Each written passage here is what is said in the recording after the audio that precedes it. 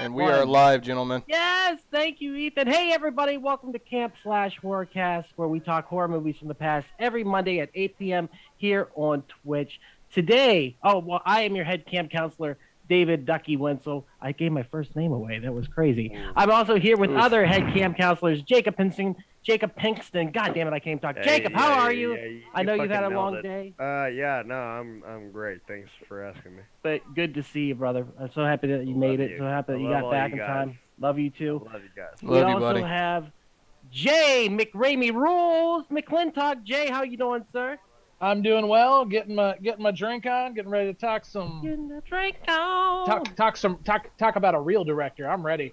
Oh, let's do it. And we have David Jessup. David, how are you, sir?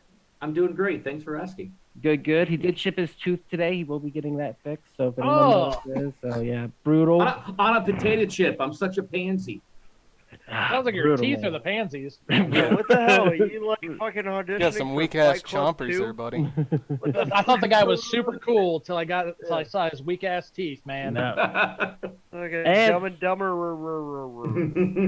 And finally, we've got Dr. Reverend, the Ethan Eastwood. And I actually made something to share with y'all because I enjoyed this movie so much. And Ducko here is going to cue it up. So. Fuck it. Ah! Ready? Go for it. Do it. Here's your Sam Raimi movie, sir. Oh, no. What's that? Ethan says it tastes funny. Oh, silly me. I got the dialogue.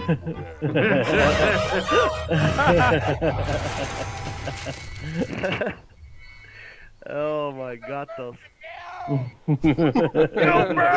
You'll burn in hell! God, I guess we know what you thought about the movie. That was good. Spoiler. I'll give you, that was good. Ethan, how are you, sir? I am fan-fucking-tastic, especially after that. Right on. So, guys, we are going to be talking Drag Me to Hell. This movie, I think all of us have seen, excluding Ethan, of course, because usually that's the way that goes with these things. So let's talk about our history. I will begin. I remembered nothing about this movie except for the scene with the parents and the ending. Spoilers right off the bat, the ending rocks. Yes, so I remembered that, and that was about it. I did not know how scary this was. My girlfriend went to see it in theaters when she was a teenager because it's a PG-13.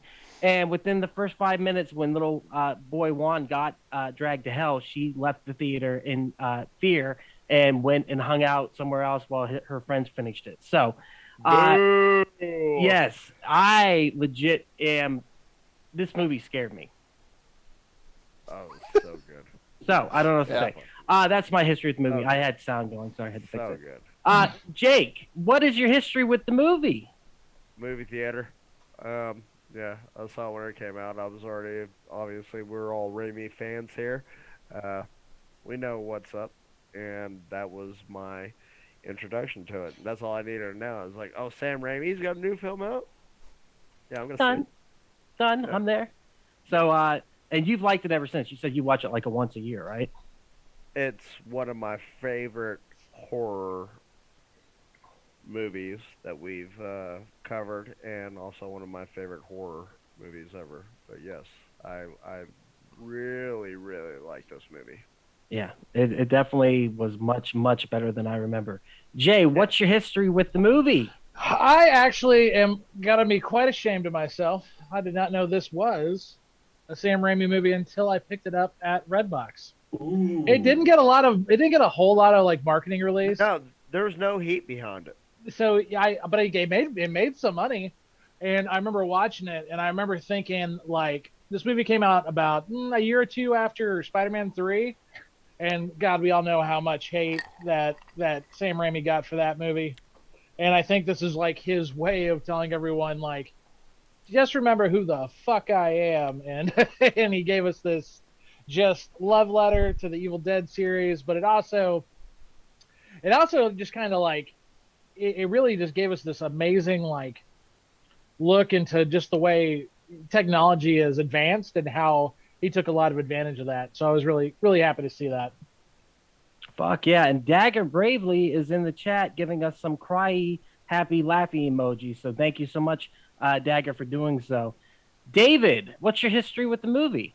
Saw it in the theater. I'm a big Sam Raimi fan. Always have been since I saw Evil Dead 2 in the theater, and that movie broke me as a viewer. I was like, what's happening? I've always loved his style. I liked his when he got serious. I didn't know he did For the Love of the Game. I didn't know that. I didn't know that either. Favorite baseball movie. Totally, my favorite baseball movie. He hit The Simple Plan, Love for a Game was like, and then The Gift, which I never saw. Oh, you've got to see The Gift, dude. Yeah, I haven't seen The Gift. But yeah, Quick and the Dead. Oh my God. You couldn't afford to put that cast together, right? Hudsucker Proxy. Yeah, I gotta say yes. You could probably get Sharon Stone. She's not doing that. Well, Tim Robbins. I'm gonna air Cole Smith. And I also wasn't aware that he did Oz the Great and Powerful, which was kind of weird for his little. That was his last movie he did. That was the last he hasn't movie done directed. anything since? Yeah. Well, he's done TV shows, like Ash vs. the Evil Dead, stuff like that. But yeah, Drag Me to Hell is like Sam Raimi at his Sam Raimiest, in my opinion. It's everything he's good at. Visually, the camera angles, the slapstick comedy, the horror, everything about it. And it's a really, really good movie. And to me, it's one of my all-time favorite endings. I love endings like this. It's right up there with The Mist, where it just punches you in the gut. You know, and he breaks all the rules. Like, you never put children in peril, you never hurt animals, and you never have a sad ending. And he was like, nope, I'm going to break all of the above. Yep, loved it. Speaking of the breaking of the rules, Dr. Reverend Ethan Eastwood, as he was watching it, texted me, if she hurts that cat, I'm done watching this fucking movie. Yep. And I said, well, damn. So, Ethan, you've never seen this before, of course. I had never seen this movie, but when it finally clicked for me that she was going to sacrifice the kitten in an attempt to fend off this demon, oh, I'm out. Man, I can sit there and watch someone slaughter people for days. You can mow down hordes of humans for all I care, but the second you start cutting up a dog, a cat, any animal, oh, man, that gets me. So, yeah, Sam Raimi, he used that weakness against me. Can we agree that I'm sorry to say this, but in the hierarchy of animals, is it worse to see a dog get killed or a cat get killed? Dog. I think it's way something about dogs getting killed that make me want to murder somebody. Because cats don't give a shit.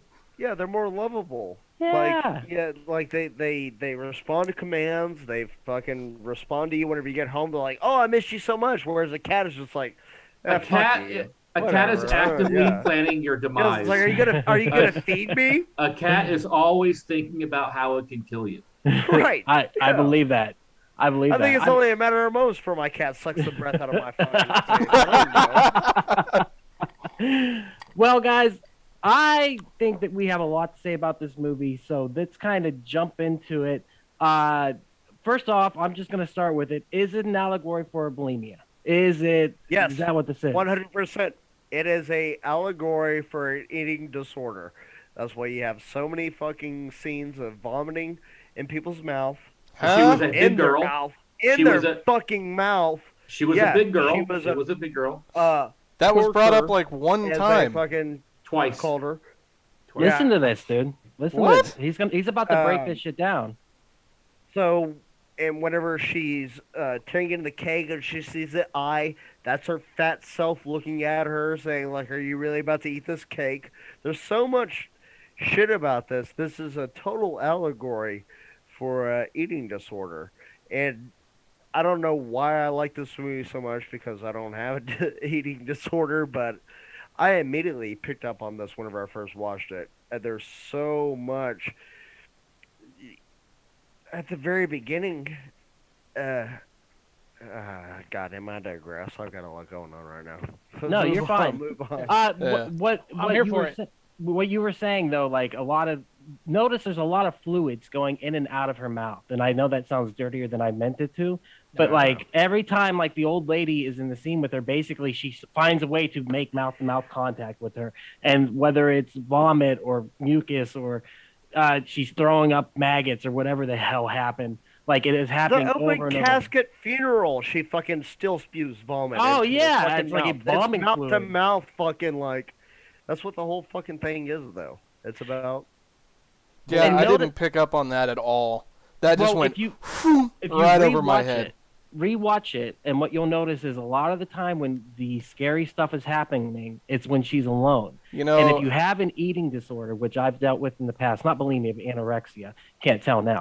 But it's one of those things that's very personal and you feel very alone in it, and you don't want to share it with anyone because you're terrified. So the fear of knowing that your addiction, because people who have these things are addicted to their disease or their disorder, and like it's little things in the movie, like when she's at the bank and her stomach's grumbling. Yeah, there's a fly in her stomach, but it's also like in anorexia, like you will take pride in the fact that your stomach's growling because you're just sitting there going like, well, I didn't eat today. I did so good. Like I'm hungry. That means that I'm going to lose weight.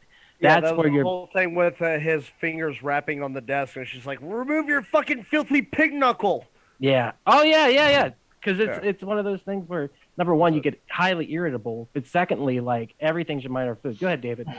I was just going to say to piggyback on what Jake was saying, there are actually 2 really good articles in Slash Film and WhatCulture.com, and they discuss how Drag Me to Hell is about a girl with an eating disorder. So Right. Yeah. Even on the IMDb, they break it down scene by scene. There's at least it's a lot that they show on there. And one of the things that I really like about this, as far as her being a lead character in like a horror movie, is the fact that she's never sexualized. You know, not one 100%. time do they ever like strip her down or put her in a midriff or like, oh no, she's half naked like an alien with Ripley. Oh, she's now she's more vulnerable. She's never frumpy. She's frumpy. Mm-hmm. She's like a school marm. Yeah, she's never sexualized. It's a character. And I think that's so great that he did this. And she's also badass too. I was gonna say she's powerful as fuck. Mm-hmm. Like she has the willpower to do it. Yeah, I mean, you look at the end scene whenever she's like, "I offer this to you, Sylvia Garnouche," and fucking hits in the face with a fucking shovel. Like, yeah, she's very empowered, and I really like that. She's not just some side character. And she doesn't need her boyfriend to save her. No, like, she's doing everything on her own. But there's the even though he does pay for her that one thing though. That he does pay for the medium. Well, there's the inverse of what you guys are saying too, though. This movie has been cited for misogyny in the sense that no matter what she does, she doesn't overcome being dragged to hell. And it's the way of saying, like, no matter what a woman does, she will always be. She'll never reach that peak or never, rise above. Well, I look at it like this, man. The reason why she got dragged to hell is she admits to her boyfriend at the end, I could have stopped it, but I didn't. So she did get what was coming to her. Yeah. She could have, and that's the thing. It was her hubris and her ego to get that position where she fucked over this old lady, where she could have given her another extension, but she wanted to be like one of the boys. And she wanted to be mean and tough. Yeah. And it was great that at the end she admitted that to her boyfriend. Like, yeah, I could have been, I could have given her extension, but I didn't. So and I love that happens. And then boom, she immediately gets dragged to hell. Like she admits to him, I did this. I didn't have to. Because remember, she tries to blame her boss. She's like telling everyone, no, it's his fault. He's the one that did it, Did anyone see the twist coming with the coin whenever that happened? I did not. Ethan, you saw it coming from a mile away? From a mile away, as soon as it fell out of her bag when the old man was in front of their car. Yeah. I mean, it kind of brought me back a little bit when she held up the envelope and I saw the round, outline of the button in there, which that was way too big to be a quarter or a nickel, just saying. But, yeah, I still knew Sam Raimi being Sam Raimi, there was going to be some fuckery there, and that was the clearest path. So okay, so yeah, the moral of the story is don't fuck with gypsies, right? Is that the? Okay, it's a trope at this point. Don't fuck with a gypsy. I'd love to interject that my best friend on this planet is a full-blooded Polish gypsy. He is very proud of that. Y'all know him. I'll let y'all know Eric Minkowski.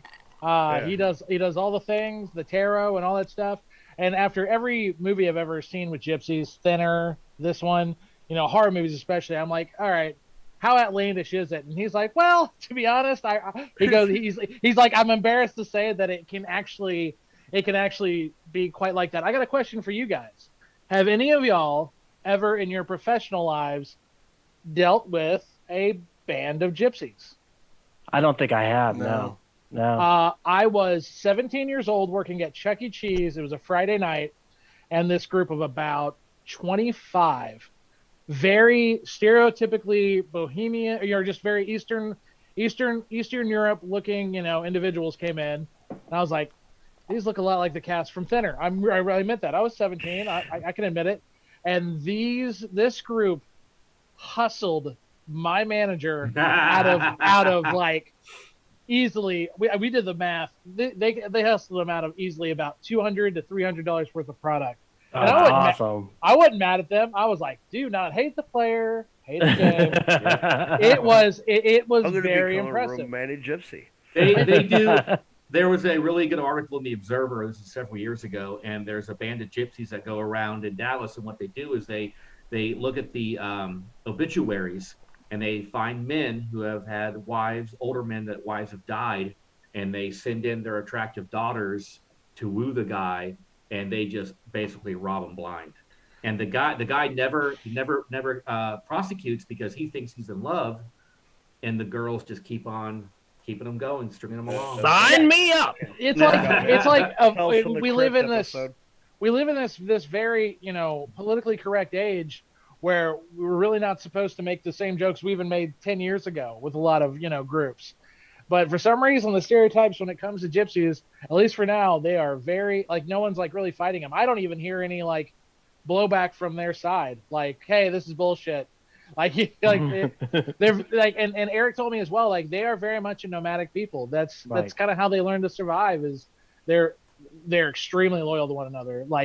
If you've ever seen, I want to say it's is it Lock, Stock, or Snatch that has the pikey? Snatch. Those Irish pikeys, their lifestyle is also very similar. It's just this very much our village. We are we're in this together. It's impressive. It really is. And so, yeah, the curses and whatnot, those are, on obviously the effects of them, but they are not above a curse here or there. So as far as all my gypsy friends out there, I love you and I respect you. Yeah, for sure. I was going to say, do you think within 10 years, though, this stereotype of the cursed gypsy, it becomes problematic, or do we think it's already problematic? I mean, it's... gypsies are running wild in the streets. Well, the problem... They need to be stopped. The problem is, the way our culture is today, you don't have to be the person that's in that culture to be offended. Yeah. Because the way it works today is you have some social justice warrior who sees this movie and is like, you know what? I'm offended for them, so we need to cancel this movie. And that's where we are now, is that people get offended for other people, and those other people are like, well, that's my job. Let me get offended, motherfucker. You just take care of your own. Yeah. Don't take my heat. So with that said, this gypsy grandmother was terrifying in this movie and fucking bad. Sylvia Ganush. She was so good. Yes, she was awesome. Ganush. She was so good. Dude, why are you shaming her like that? No. She was awesome and scary at the same time. And like the fact that she was so violent, she was basically a deadite. And I think that's what Ethan was saying earlier. He was basically like a living deadite, and it was so great. And the fact that she's hiding in the car first of all, the handkerchief. Such a cool scene. Right, the handkerchief's got magical properties, and the CGI isn't that great. But whenever it comes around, and it just shows her, and then when she literally opens her mouth on her mouth and starts vomiting or mucusing into it, I was just like, I couldn't do it. It's a great shot that you just talked about, because the lead actress is slowly turning around in the car, and you turn around with her, and you see the shadow, the black outline of the lady. One of my favorite scary moments in this whole fucking movie, though, is the reveal of her sitting in the car. I mean, we all know that the Oldsmobile that was her car is Sam Raimi's car that is appeared in every fucking movie that Sam Raimi has done, right? We all know this. Right. But whenever the handkerchief came up through the intake from the air filter, and you turn around and you see her. Yeah, man, that was a fucking battery drop moment. It's so absolutely. And she, when she attacks, and just like the whole scene with the attack, and is that what killed her? It had to have. Like the whole time I'm thinking, like, this old lady's dead. Like, she's got to be. And then, yeah, she got brain trauma from getting the shit beat out of her. She got fucked up, and I was just like, this is so cool. And then to go from that to go to the scene at the house where I thought it was when they go into the basement. I thought she was like time traveling or something. I didn't know what was going on. I didn't know that they were having like a funeral or whatever it was. But I was like, this is fucking what a crazy. Great shot that was. Though. Yeah, the way that they framed it, and like the girl ran in, and then it just turns into a party, and then it's just like, oh yeah, here's her body. Yeah, it was fucking awesome, and like the hot, and I will say it because that's what they do. The hot granddaughter. I was like, yes, please, more of that. She was pretty hot. That's why I said I would totally be Black Widowed by a gypsy because let it happen. Anyhow, Ethan's over there shaking his head like we're canceled again. We're not canceled again, Ethan. We were canceled a long time ago. Dude, it's just more of your creepy old man bullshit. So. Well, like I said earlier, like Sam Raimi had really kind of obviously gone away from Evil Dead in so many ways for such a long time to establish himself as a very mainstream Hollywood director, and then he comes back and is like, this is like it's like he missed it. That's why I love this. That's why I think this movie hits so many points, because a lot of people, despite if you look at on the surface the production value of Evil Dead or Evil Dead 2, you could easily find a lot of holes in it. But if there's one thing you can never say is that Sam Raimi is not a dedicated director. He is literally one of the most ruthless, perfectionist types of people, type A personalities that you will ever meet in Hollywood. Semi-spoiler for Evil Dead 2, he fired a third of his special effects crew because they weren't getting on board, and it wasn't a very expensive movie. Like, this guy doesn't take shit from anyone. Yeah. So to see him come back with this and just do it in a way where it's like, yeah, it's definitely a Sam Raimi movie, but it feels like a mature Sam Raimi. It definitely feels like. Go ahead. Also, it's nice because it has a really good budget, for a horror film. Yeah, but a good, not a Spider-Man, even close to Spider-Man. No, for a horror movie, but for horror, like the scene where they're doing the seance, that setup, that house, set was gorgeous. Amazing, dude. Absolutely. And that whole action scene with the goat and the dude doing the Ash Evil Dead thing, and was just so fantastic. Yes, let's talk about that seance. Oh, the budget was $30 million. It made back $90 million. Good, Ethan. One thing I want to say is, man, what I could tell, he used practical effects every possible place he could, and that's what made it look so damn good. There was minimal special effects. That handkerchief was CGI. And when it was in there, you can tell. But for the most part, it was practical. Or at least the body of Sylvia Ganesh was fucking practical. Yeah. Like the throw up was practical. I want that all goat the fucking puppet. like worms and shit. Oh, that goat puppet was sick. I thought it was a good marriage. Yeah. It was a good marriage of both CGI. Yeah. I mean, you had to have CGI for the hell stuff. Well, especially for the very end. Yeah. And let's talk about the seance, because I think it perfectly encapsulates what this movie does well. Because this movie does suspense and it does jump scares. And the way it builds, and when I clipped it, I was like, it's hard to clip this because I want to get the cool parts, but also the cool parts don't work without the build-ups. And that's what he's so good about, is the long shots, the creepy atmosphere, the music in the background that's just playing off of it. And then sometimes he gets you when you least expect it. Like during the initial, when she goes to see the, I'm going to say psychologist, a psychic, and the demon shows up. Like, I had to turn off the movie for 15 minutes. Like, it legit, like, I don't like flashing lights and shit like that in the first place. So when the demon just pops in, I was like, I'm good. It reminded me of almost like Pazuzu in The Exorcist, like whenever they would show flashes of Pazuzu. And so that got me. And they kept doing that. And the unrated version, I think, adds a lot more of that. I know it adds the blood scene, the bloody nose scene, which is absolutely amazing.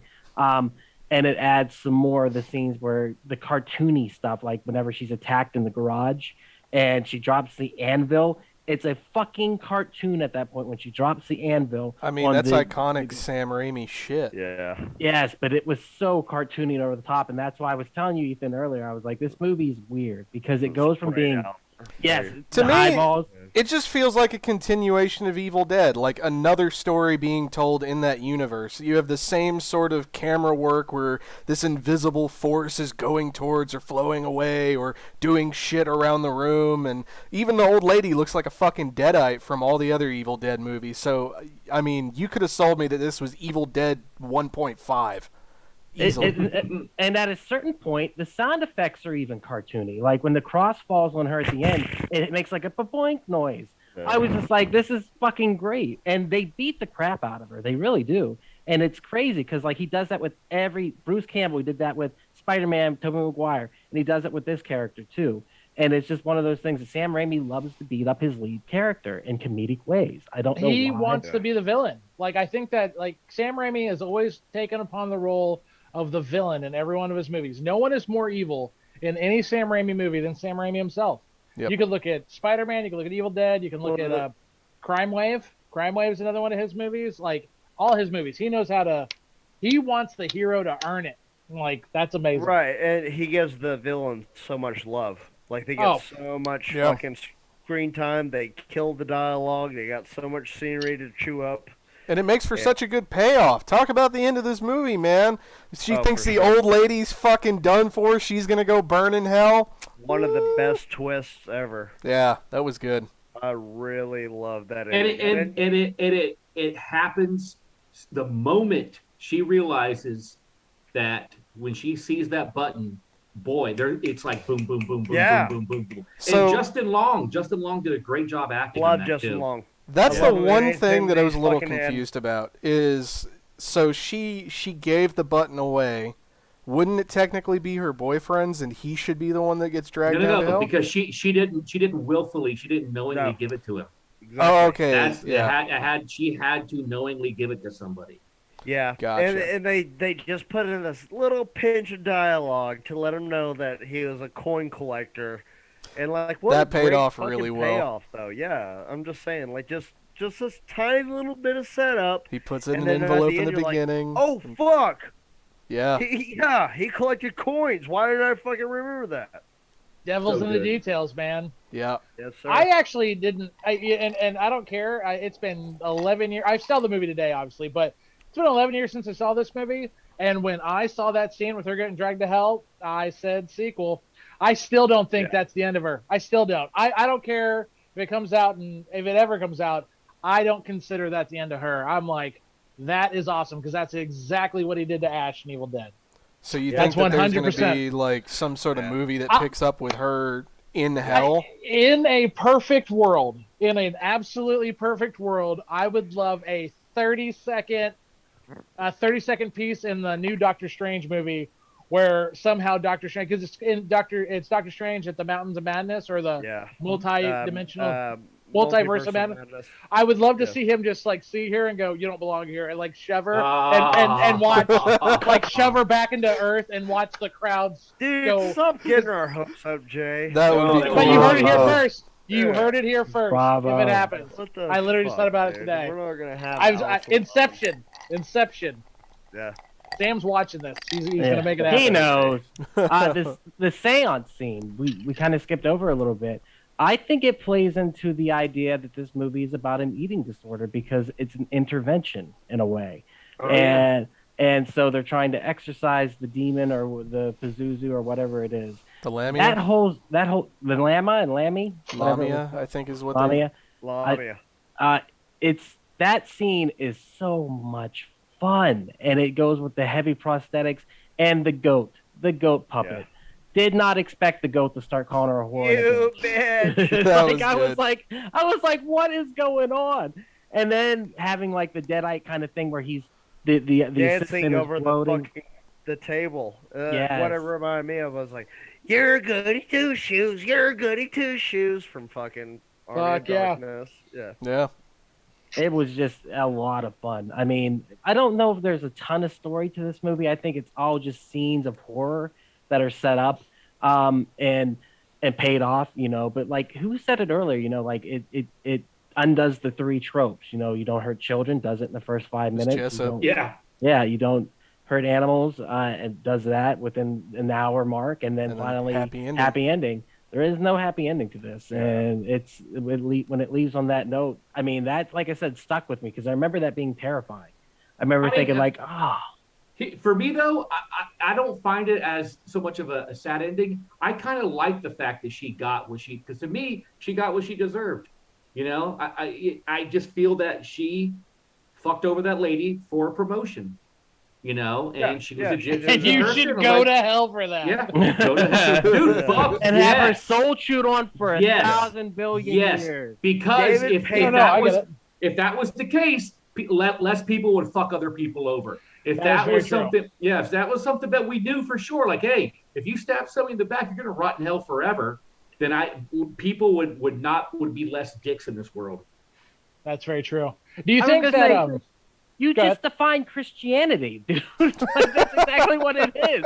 You're taught that if you do something wrong, you burn for eternity. Like, and there's still, no disrespect to Christians. I'm a very bad one. But I actually thought, hey guys, I'm not afraid to admit that I had no idea of the great the correlation between an eating disorder and the movie. Y'all completely enlightened me on that. I think the biggest theme I saw from it was not to lose yourself. She used to be a big girl. That's true. That's what they talked about. But I think it's also about, like, when you're going through life, like, I felt like when she was at her strongest, she was finding herself again, like who she was and the strength she kind of had, to do this. She wanted to eat again. Yeah, she wanted to eat again. Yeah, I guess. But it's like, it's sad that, she thought she did all the right things. It's kind of like in work, like, I think a lot of people would say that, they haven't always been the most genuine to get something in life. I think a lot of people could say that as they get older, but yeah, a real deal hell curse, that would definitely change the old attitude for sure. But Jay, you said that you thought this movie was also an allegory for the film industry, and you told me this the other day. And no, I was joking. I said I thought, no way. Like Sam Raimi, if y'all don't know, when he was doing the Spider-Man trilogy, one of the things that Sam Raimi always said that he never, ever, ever wanted to do was bring Venom. He thought that doppelganger characters were considered a massive, lazy cop out, massive cop out. If you look at the MCU is completely based on doppelgangers. Iron Man, Captain America, Thor, like they all have like their mirror images of one another. And I love the MCU, but at the same time, like Sam Raimi never wanted to do that. He always wanted to bring out classic Spider-Man villains, but after the success of the first two, everyone's like Venom. Venom. At one point, At one point, he had like I heard like 10 producers just ripping him apart, like everything he wanted to do. So I almost felt like he was in the place of this girl getting dragged to hell for what he had to do with Spider-Man 3. And this was his way of saying, I'm with you. I'm her. I used to be that. His original villain that he wanted in Spider-Man 3 was Vulture. Vulture, yep. That would have been and then they fucking took it from him. Was going to be Mysterio. Because they're going to use that cameo from Spider-Man 2. A tiny little bit. Yeah, they're going to fucking throw him in at the beginning. That would have worked so well, and hopefully he'll. Well, there's also a rumor, guys. I'll accept this as well, that there's a possibility that Bruce Campbell will play the original Nick Fury in Doctor Strange and the Multiverse of Madness. Fuck up. That would be cool. Stranger Things, my friends. Stranger Things. That would be cool. That'd be badass. Yeah, this movie. Dude, I wouldn't put it past him. Fuck no. I mean, like, dude, Bruce Campbell's going to be in that next movie. I don't care who he is. He's going to be in that Doctor Strange movie. Did he have a cameo in Drag Me to Hell? No, he didn't. He was filming Burn Notice at the time. Yeah, he was what? Burn Notice? He was playing Sam Axe? He was doing Burn Notice at the time, so he wasn't in it. Well, that's funny because Alison Lohman got a Burn Notice at the end of this movie. Whoa! Ew. This movie actually, they wrote this before. They wrote this movie in the 90s, and it was initially called The Curse. And it wasn't until he was finished with the Spider-Man movies that he was able to make it. And he really did want to go back to a lower budget horror movie and really explore those alleys again and be able to create something. And then, he went and made the kid-friendly movie and then kind of worked on the TV stuff. So, we really haven't gotten a movie like me and Jay were talking about the other night for 9 years from Sam Raimi. But we did get the Evil Dead TV show, Ash versus the Evil Dead, which was just a continuation of the Evil Dead. Absolutely amazing. And he will be coming back, like we keep saying. And we keep saying over and over how much we love him in his films, but it's true. Like, they have a special place in our heart. We're going to be watching the Evil Dead 2 here soon. Oh. And he, not only that, but his Ghost House Pictures kept horror movies alive in the 2000s, and then Blumhouse kind of came along and took over that role. So, I mean, I know we all appreciate this movie for what it is, but it is just the campy atmosphere along with like the master filmmaking of suspense that makes it work.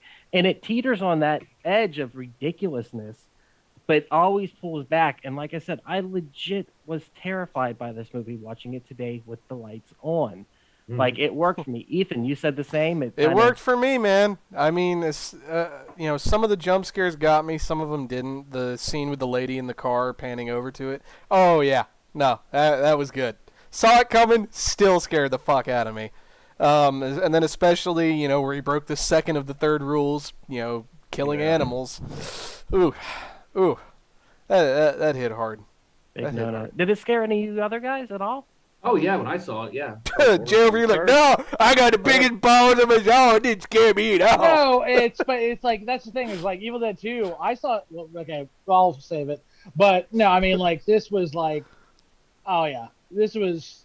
I wanted this movie so bad. So like, every second was just like, I got jump scared, of course, but like afraid, nah. Like, it didn't scare me in that regard, but it was like this. I was too happy to be scared.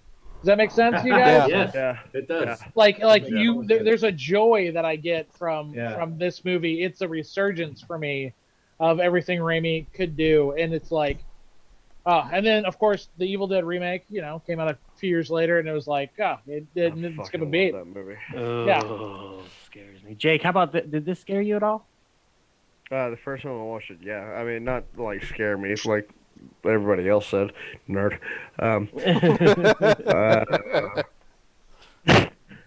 Who was it? Did somebody have an inhaler? It sounded like we got to inhale. We got to inhale. I can grab I one. thought that somebody did. He said nerd. I was like, what's going on? Someone. I thought Ethan Fucking did. nerd. Me?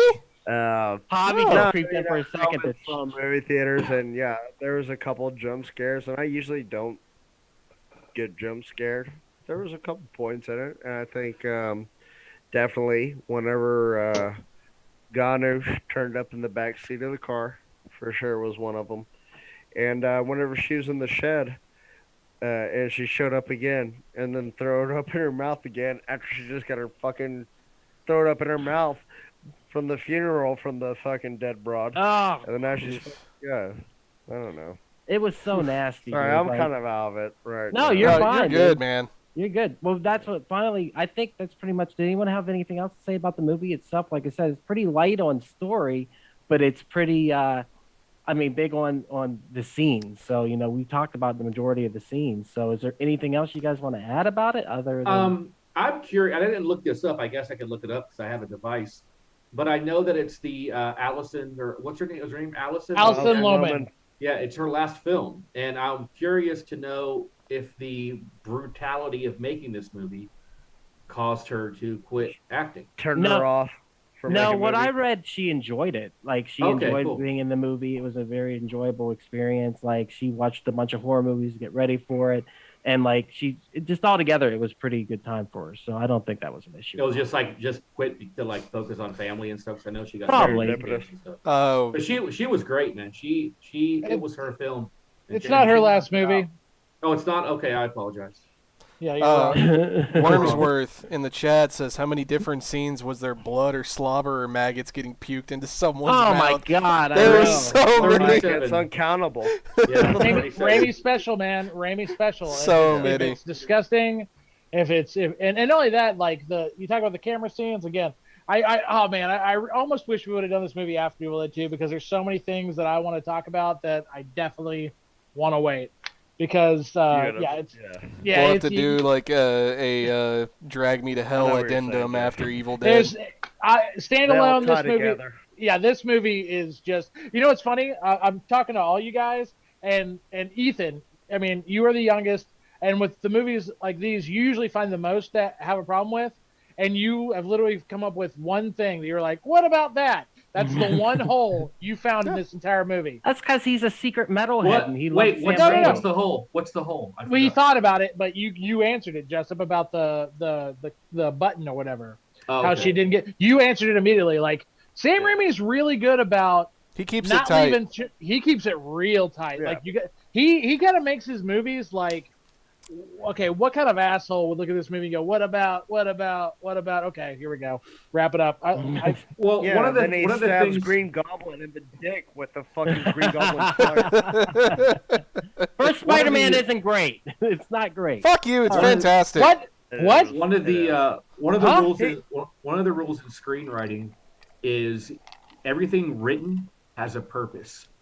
And so if you know that going into a movie like this and you see the scene with the coin, then your spidey senses should go off and be like, okay, what the fuck are they setting up? Because everything written, everything spoken has a purpose and it moves the story forward. So when that very beginning and that coin happens, and I didn't catch it because back then I wasn't as keen I am on screenwriting as I think I am now, as far as I read half a book about it. You just brush it off. Have more than anyone else. It's like, oh yeah, you're a coin collector. Yeah, but it's like everything, and it was such, and it's almost, it is almost like beginning end, like it's like the most important part of the movie, and it's a bookend, you know. That's awesome. Absolutely. So guys, let's get on the line. Say if we recommend this. I think we all do, but just to check. Me first, yeah, 100% recommend it. You better check it out. Jake, what do you say? Yeah, fuck yeah. Please watch this movie. Fuck yeah. Jay? Yes, but I would also say watch the entire Evil Dead trilogy first. Yeah. So you can appreciate what the giants that this movie stood on. Watch Sam Raimi's entire catalog before this. I think he's right though, because I think I saw this before I ever saw an Evil Dead movie. And I think I appreciate it more. Ethan, you watched the Evil Deads with me. Yeah. Do you agree with that you appreciate it more and knowing where it came from? You need to go in having watched Evil Dead, at least one of them, I would say. But preferably all three, because this one, it feels like it's a sequel to Army of Darkness or continues in that universe. So, yeah, Diet Evil Dead gets 2 thumbs up from me. Here's the thing about this movie. If you watch this movie and you have no idea who Sam Raimi is, and you have no idea what the Evil Dead films are, it's going to really make your head hurt because you're not going to understand the weird humor and the camera angles and the slapstick comedy. You're going to be like, what the fuck is going on? But if you're a Sam Raimi fan and an Evil Dead fan, this movie is just, it's butter. It's made for you. I think I was talking to y'all the other night. We were watching Quick and the Dead. And Britton asked me, I was like, why is it like this? And then she goes, oh, I forgot it's a Sam Raimi film. I was like, yeah. The guy's got a signature, man. Like, a lot of people talk about him. Another thing that a lot of people have said about Sam Raimi, to touch on what David was talking about, he's almost the opposite of Quentin Tarantino. Quentin Tarantino's movies are absolutely stuck full of talking. You look at any Sam Raimi movie, and I mean any, and I am including Spider-Man, his movies are very action-driven. He is a body language guy, and every one of his movies show it. And this is the only spoiler I'll say for Evil Dead 2 is that the script is about 10 pages long. And I'll leave it at that. Right. Yeah. Right. I'll leave it at that. You saying that, you look at the first Spider-Man movie where he catches everything on the tray? Where that took like 90 fucking takes because he actually did that fucking shit where he caught Yes. everything on the goddamn Yes. fucking tray there. You're right. He's a visual filmmaker. He's very visual, and he speaks that language of horror in such a way that he actually had to include it in the Spider-Man movies, you know? And it's weird because you go and watch his other movies, his Simple Plan or The Gift or anything like that. He doesn't use the same visual filmmaking. He doesn't use quick cuts. It's a different Sam Raimi. It's like there's two different Sam Raimis, and it's almost like Sam Raimi by way of Coen Brothers with those movies. And it's very different. He came up with those guys. That's not an accident at all. Right. Yeah. They are all cut from the same cloth. Yeah. A lot of Hudsucker Proxy, most people think is a Coen Brothers movie, but it's a Sam Raimi movie. Oh man, And if you watch Cohen. If you watch Evil Dead, the first one, all those scenes of the camera going through the woods, the Coen brothers are holding two 2x4s on each side. Yeah. They're the ones doing that camera movement. And if No you ever watch, shit. Awesome. if you ever watch Fucking Raising nuts, Arizona, Raising Arizona Yeah. has so many Evil Dead scenes in it. Was it, especially with Confessions? the lone biker, the apocalypse, Tex Cobb. Yeah. Was it the Confessions of a B movie star? Bruce Campbell takes you through that entire journey of all the cool ass people that they've been hanging out with. I think even James Cameron at one point was like a buddy of theirs. Like it's such an amazing journey. Sam Raimi, you know, a lot of people talk about Bruce Campbell, but Sam Raimi himself, I could do an entire podcast on just the man's body of work. He's the man. I talked to you guys about when The Frighteners came out, and I thought it was a Sam Raimi movie, and I've always compared Peter Jackson to Sam Raimi. Yeah, very much so, yeah. I compared, obviously, Dead Alive to Evil Dead, and then when Lord of the Rings came out, I go, okay, motherfucker, let's see what Sam Raimi's bringing with Spider-Man. Right. You know, it was a cool, like, it seems like their kind of filmography is always kind of like... The biggest hit at the time also, though. Like, comic book movies weren't done. Like, this was the biggest spectacle that there ever was. Spider-Man blew everything out of the water, and it opened the doors for so many other fucking properties. Like, beyond, like, so Titanic made $1 billion, which, of course, was like, oh my God, that's insane. Oh, like, they re-released it in China, and it took the top. No, Avatar. That's Avatar. But I'm talking No. Yeah, Avatar. Spider-Man's a comic book movie that said, okay, we are here and we are not going away. And he is the God. He's the Godfather. He is the Godfather of the MCU. I don't care if it was Sony. Like the Spider-Man trilogy is integral to the story of Canon Pictures. Well, I think what was really important. I think one of the smartest things, and I don't know if he was the one that did it, but Spider-Man 2, I believe that was written. Wasn't some of that written by like a Academy Award-winning writer? That was like it's a. I'm gonna say yes.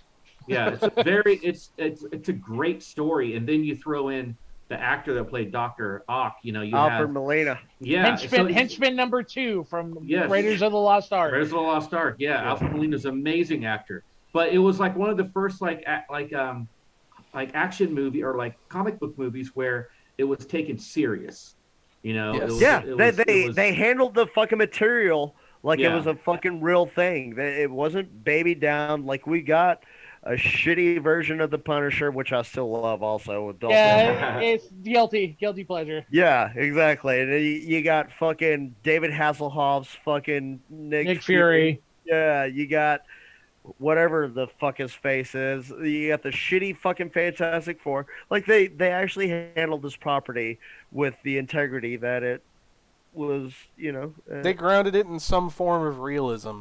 Sam Raimi took a comic book and like that. For me, I will say that I love the first one, but like Spider-Man 1 and 2 to me are the two best comic book movies I've ever seen. And I mean that. Not superhero movies, comic book movies.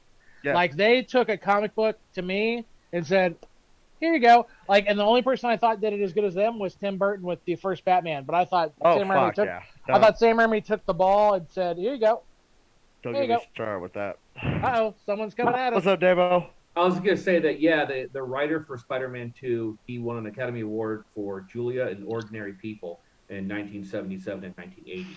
Elvin Sargent. Elvin Sargent. Yeah. A double Academy Award winner? Because, I mean, dude, that movie put Alfred Molina back on the map. He was ever on the map. He wrote the screenplay for the first three, along with the remake, the Amazing Spider-Man. the Andrew Garfield one. That first one, Amazing Spider-Man, I actually truly enjoyed. The second one is the ultimate horror movie. It's pretty bad, but anyway. Okay, that's all I got to say about Raimi. I don't know who. I thought Javi was coming in, but it looked like somebody. Well, maybe we're getting fucking. Maybe, I love yous. Maybe it's going to be hacked? porno. Could be porn because maybe somebody hacked What's that horror movie, Unfriended? Is this what happens? Oh my God! Here we go, guys. This is what we've been playing for, This is what we've been trading for.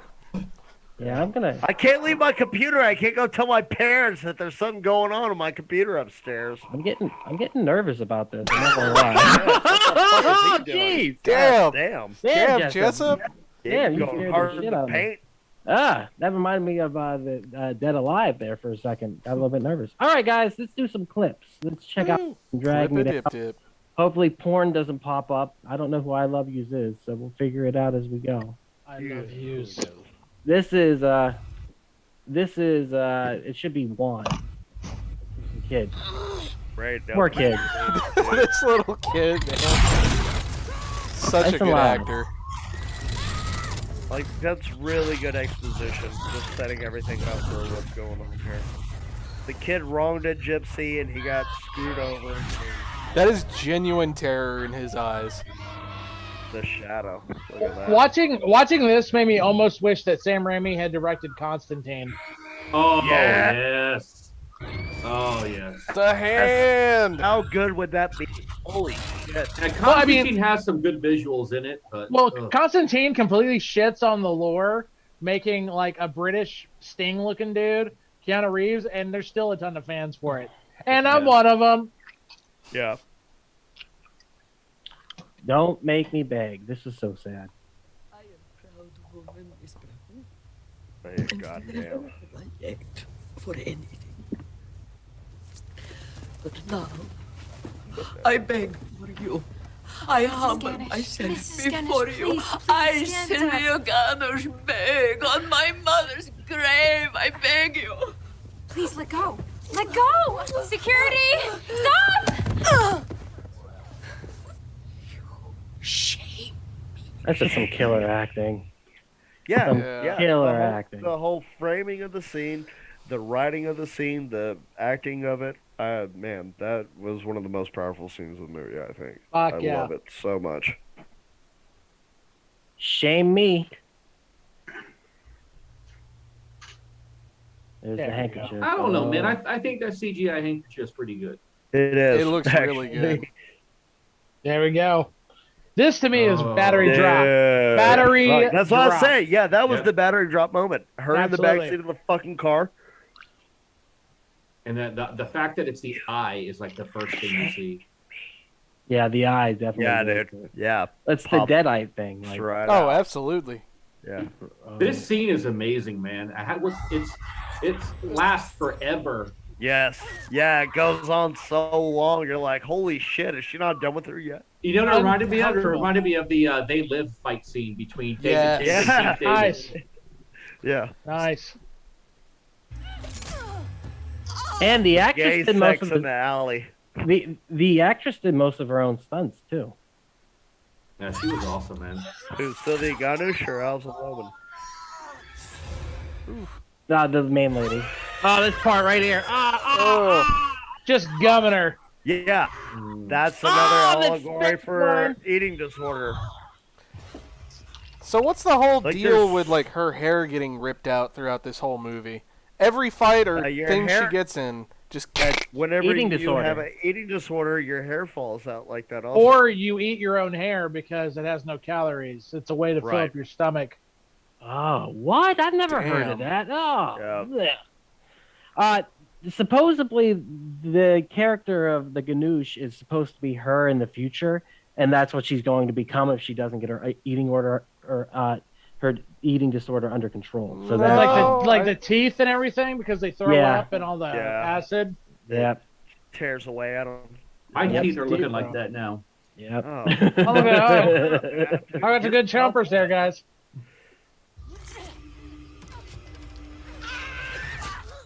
Oh. Ugh. Look, Come on, everything is mouth oriented though. Yeah. Like everything is coming in and going out of people's mouths. Yep. That's what the whole fucking movie is about. Well, I mean, you could even look at that as a ruler. Like people who work out or people who are anorexic do measure their taking weight. inches off their fucking body. Yeah, so there's definitely something there about that. This part scared the shit out of me, guys. I'm not lying. Like I had to stop watching the movie for a minute. Turn it up a little bit so we can get the full effect, and I'll look away. You are half man, half pussy.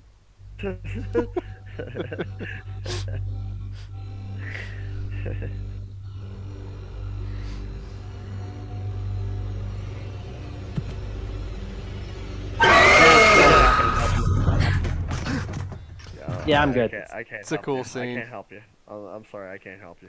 She is a Kirsten Dunst starter kick though, isn't she? I mean, she's got that Kirsten sure. Dunst. Well, she was in Matchstick, man. I think I always confused her with either Evan Rachel Wood or Allison Brie. No, it's her and another girl. It's like that.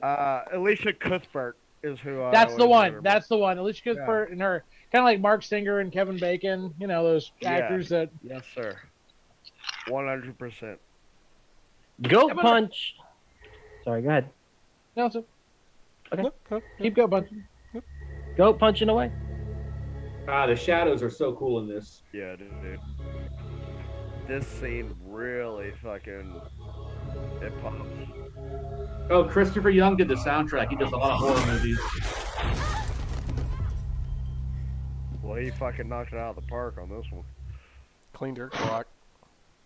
There's another movie. Okay, the only thing I do remember about this movie is that there was another movie that came out around this time that had Dustin Hoffman in it, and it was about like a demon based in Jewish culture I think it's called a Yiddick.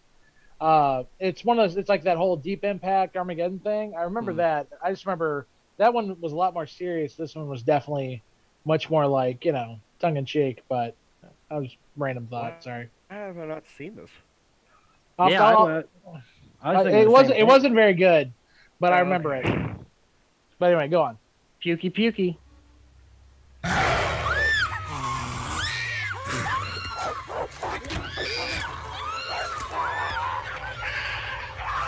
Getting some kind of Freddy Krueger vibes from this, especially when she wakes up from the dream. Boom. Yeah, dude. Total Freddy Krueger vibes. I know. I only really clipped like the scary stuff, but I just had so much fun with like all the gruesome gore and puke and vomit and fluids. And this right here is the best. Oh, it's so good. This was funny. This was not in the rated cut. This is only in the unrated cut. Do I have? Was this really like they had to take this out? That's totally Evil Dead 2. Oh yeah. In my mouth. Yeah, it's. In my mouth. A good cutscene. No need for it. Ah! That's such a funny line. Did I get in my mouth? Hey, baraminos, que tú tienes para nos queremos. Welcome to the party, pal. Javi, welcome to the party. Wonderful timing as always, my friend. Javi, I heard you couldn't do this movie. What's up with that? Yeah, he's terrified of it. You blabbery bitch, bro. Dude, if you show up late, you're gonna get fucking roasted over a fire. Javi, I'm genuinely interested. What about this movie scares you? I'm not talking shit. I really want to know. First of all, Jay, let's not listen to the little Yenta over there and his high. Total Yenta. That's a total Yenta. What's a Yenta? It's a fucking, it's pretty much Yiddish for like a little blab, like a little chattering Carla. That's what it's an early name for Karens. We'll say that much. Here's what happened. East Coast Karens. That's a Yenta. Here's what happened. I just fell asleep. I saw the movie. I saw the movie. I fucking love this movie. It's a great fucking movie. But now according to David Winslow, I'm scared of it. Dude, that's kind of causing to question this whole friendship. How much shit do you talk when I'm not on this cast? He talks a lot of shit. Hey, I watched your bullshit fucking anime movie. This is my movie, and you couldn't even fucking sit in with us. Oh, shots fired! Shots fired! Whoa. Whoa, let's take a tea here, bro. I laid my grandmother to rest today, and I'm still here. You can't be throwing that in my face. Oh, dude. He just did, dude. My pick. You couldn't do that. I did your pick. I saw the pick. I love the pick, Jake. Yeah, whatever, dude. He just couldn't be bothered to come around and talk about the pick. Yeah. He was sleeping. Oh my god! Hey, Javi, admit it. You believe in this shit, don't you? Like What this shit? shit's real. This No, shit I in don't this believe movie. I don't believe in Yeah. dirty Eastern European Yeah. gypsies. Yeah, you do. Hey, Javi, just so you know, Hey, Javi. Jake put a curse on you. Did. I wouldn't be surprised. Fucking gypsy curse. Fuck you, dude. Hey, check your jacket. Make sure you got all your buttons. Your I don't wear bullshit jackets. ass fucking anime non-surfer movie called Perfect Blue. Well, Hobby, I'm happy you joined us. I don't even understand why that title is what that title is for that fucking movie. I didn't even question that. Well, then you don't get the movie, Jake. Yeah, whatever. Jake, don't you get it? We're that talking about. perfect We're talking Blue- about my movie now. It's an analogy about his about movie. girls who have a food addiction to blue ice cream. What the fuck? It's God all damn it. over. God damn it, David! Stop trying to tie it all together, asshole. Okay, so me have next this clip. moment. Next clip. Yeah. Those clips. All right, let's go to the next clip of Jake's movie.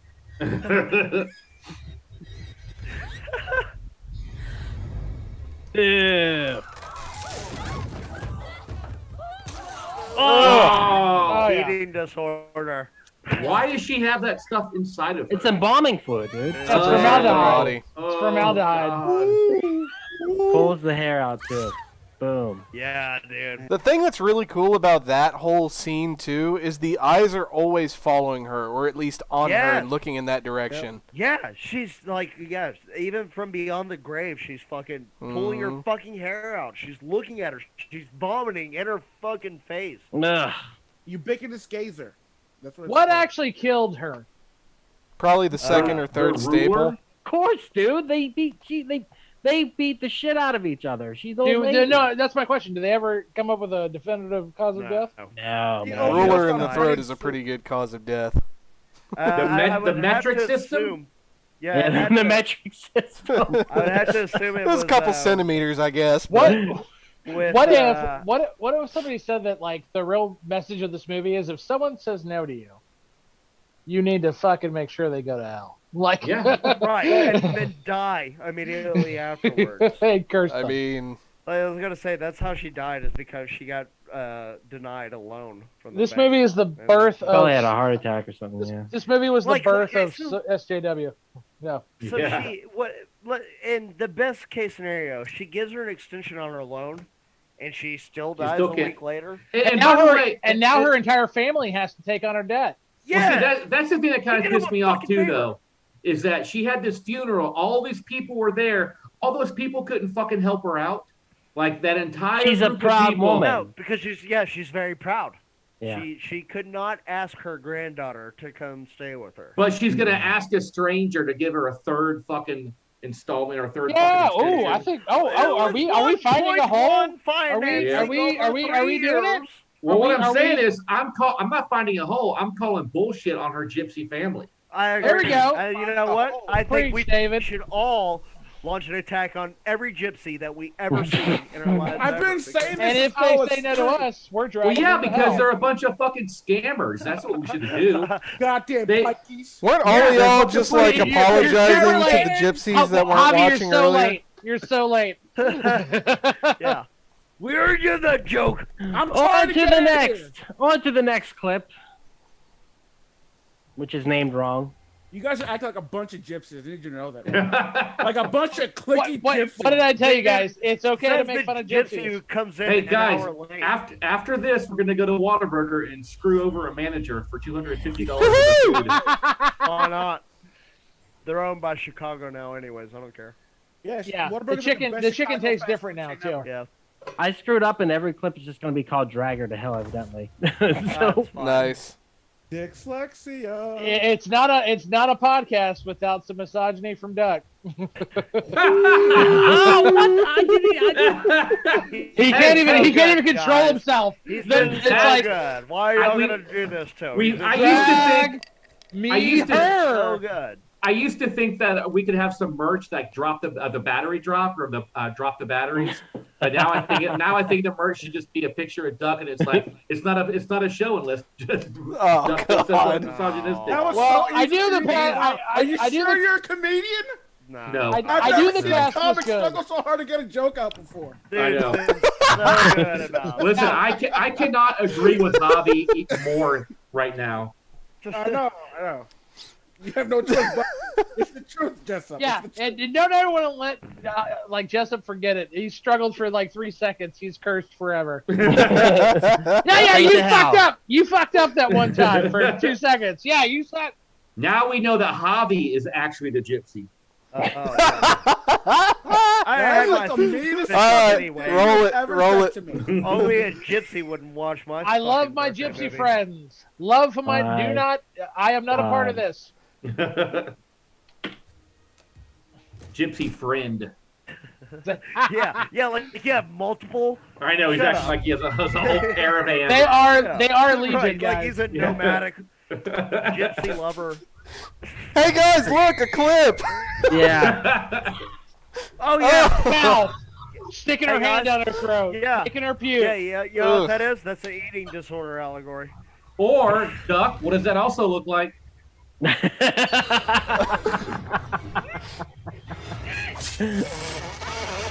Was that quick enough, Hobby?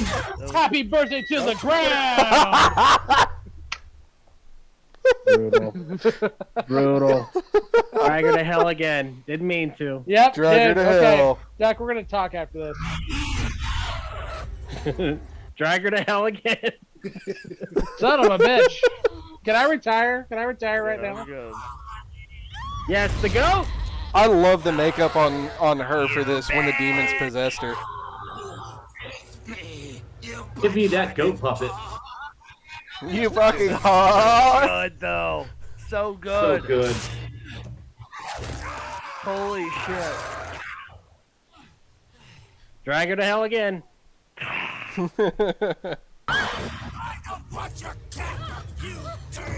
yeah. It's the kid. He looks like Pablo.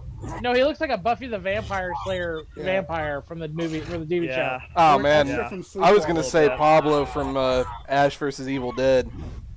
Dude, whenever he starts dancing on top of the coffee table, that's like the most Sam Raimi movie. Yeah. Oh yeah. So good. Yes. Yes, I'm sure. You can give the curse who has passed on, but you must make a formal gift of the accursed object to the deceased. Oh, I'll do better than that. You know what? I'll shove it down his goddamn throat. I'm gonna get some.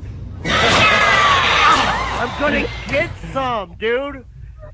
That is Sam Raimi. Evil Dead. That's fucking Ash right That's there. Sam Raimi as fuck. But what? Just take a little glance in the envelope. You know, just make sure that it's not the button. I thought the same thing. Like just check before you seal it. His heroes are pretty. They're not necessarily dumb, but they make little mistakes, as we all know. And that's her little mistake. That's the most human thing ever, though. That's really little mistake. Yeah. I mean, to err is to human. To forgive. Divine. Okay, that's good. Way to act when we talk about making errors and being human. Grave digging.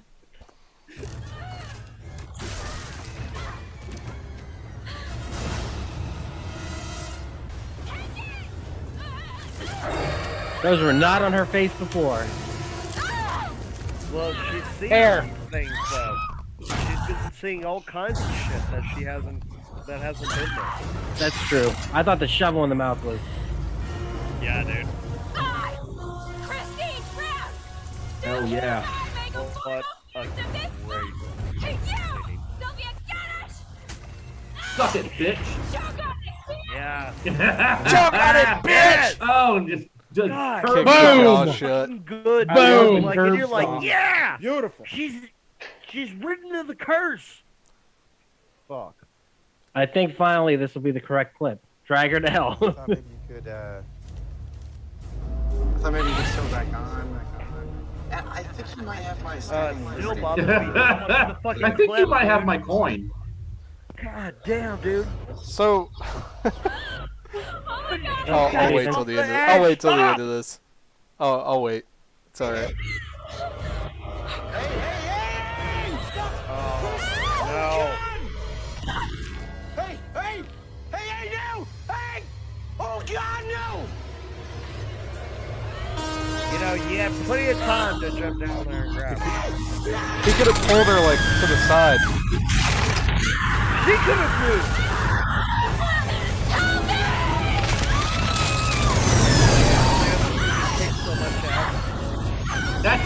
That's actually a bad edit. Oh, it's so good. But did you notice how close the train is, the first shot? And then the other shot, the train is at the exact same spot. And it's like, oh, I just saw that. But Justin Long, look at him acting the shit out of that, man. Why do they always give Justin Long the dorkiest fucking characters? I love him, though. Like, he's fucking great in pretty much everything. It made him a lot. How was he dorky? He was super dorky, but like he enjoyed Galaxy Quest. He was a doctor. Yeah, he just. He's the dorky dude in Dodgeball, wasn't he? Like, yeah, for like a decade. He was like, he owned Hollywood. He's the iconic dorky guy. Galaxy Quest is the greatest Star Trek movie ever made. I love Galaxy Quest. You ain't lying, dude. Yeah. Sam Rockwell. We wouldn't have Sam Rockwell without. God, hey, we wouldn't have Tusk without Justin Long, you know? Oof. Maybe that should stay on the cutting room floor. I'm a fan of Tusk. I love Tusk. Haven't seen it. The song? It's a movie. Who said the song? Actually, they play the song. They play the song in the movie. Oh, really? Yeah. I'd watch it, but I still have to watch 4 hours of Justice League, so I'll go in the background. Justice League. Justin Long League. Oh, yeah. That ending, though, with her getting drugged to hell and the way her face looks, like almost like it's turning into a skeleton or it's getting. That's the only way that movie could have ended. Or looking like a gaunt anorexic person. She's not done. She's not Valid done. point. Valid point. Well, Sam Raimi has said that he doesn't have a sequel idea in mind. He doesn't even know where a sequel will go. But he said if anyone can come up with an idea, he is more than happy to promote it and work with them. So, Jay? Oh, dude, if Sam Raimi and I got to work together, oh my God, that would be. I'll die. I'll die the second it ends, and I'll be okay. That's a wrap on my life. I don't see how you can make a sequel out of it, though. I don't either. You know what the sequel is? The sequel is Justin Long going to hell to bring her back. Yes, fucking knife. I mean, what dreams may come. Watch that knife. Boom! You nailed it. You nailed it, Javi. What dreams may come. That's a great movie. Great fucking movie. Yeah, I don't want to see What Dreams May Come with Justin Long and Alison Lohman. I'm sorry. You know what's interesting? You mentioned What Dreams May Come, which is basically a film adaptation of Dante's Inferno, which has really shaped the way Christians and Americans view hell. And without Dante's Inferno, we don't have Drag Me to Hell. Go back to Christianity. Was that quick enough for you, Javi? No. All right, guys. We're all over the place. Let's start to close this bad boy down. That was a fun conversation, but the alcohol has taken hold. I know it. Who's been I can drinking? tell. Everybody. I've had 3. I know that much. Oh, that's fucking dope. That is badass. Just one. This afternoon. Jake's like, I ain't quit. Yep, rightfully so. Let's close this down. So, David, tell them where they can find you on the internet here, sir. Stop Motion Nightmares on the Facebook and Children of Dave on the Instagram. Right on. And how did the thing go? Oh, it was awesome, man. It was kick-ass. I sold over half of my inventory. That's it was badass, great, man. Yeah, it was really, really good, man. I saw some of those pictures you posted. Those are pretty fucking dope. Yeah, man. I met Black Phillip. I met Black Phillip, which was super cool. The Black Phillip from The Witch? Yep. We had some butter. We ate some butter together. It was pretty sweet. Nice. Swap butters. Yeah. Nice. Well, you can check us out on the web at wearepodcast.podbean.com. You can check out all of our podcasts there. We have We Are Air, where we talk movies entertainment, whatever the fuck we want to talk about. That's me, Jake, and Javi breaking down pop culture. I'll be releasing the Snyder Cut episode this week. Also, we have We Are Bagu, a video game podcast where we talk Atari to Steam and everything in between. That's me and Dr. Reverend Ethan Eastwood talking video game lore. You can also check out Heroes Gyros, a Dungeons and Distractions side quest where we play some D&D. And, of course, you can go to our Discord. It will be linked in the description. Please join that. Come over and check out Camp/Horrorcast every Monday here at 8 p.m. live on Twitch. We do appreciate you joining the conversation. Keep horror in your heart. I forgot that was our saying. Keep horror in your heart. Keep horror. What are we watching next week? Next week will be, that's a good question. Like, what are we watching next Monday at 6 o'clock? Excellent. Yeah. I think it's Event Horizon next week, right? It is. It's Austin's birthday pick. So Austin McDonald with Event Horizon. So he will be here talking what I also consider a terrifying horror movie. I think it is. It holds up. It's legit holds up. You guys are going to hate me then. Oh, I can't wait to have the conversation. I don't like this movie. Be here at Bree Square, folks. 8 p.m. next Monday night. Hey, Doc, can I make an announcement real quick? Sure. Well, it's been a long time coming, but in 5 weeks, on May the 4th, we are bringing back comedy from the dark side to the Addison Improv, and I wanted to go ahead and tell them here, David Jessup, you are my headliner. Oh! Yeah! Holy shit! I hope you guys can't wait to hear the jokes I told 10 years ago, because I haven't written anything new. I can't wait to catch up on this on Facebook. The good news is David Jessup was a man of his word. He waited till he was fully vaccinated. He will be back ready to rock in 5 weeks on May the 4th. May the 4th be with you. Comedy from the dark side. Addison Improv, 8 p.m. I can't wait. That'll be awesome. Can't wait. All right, with that said, I think that is good roundup for this. Guys, thank you so much for being here. With that said, Ethan, please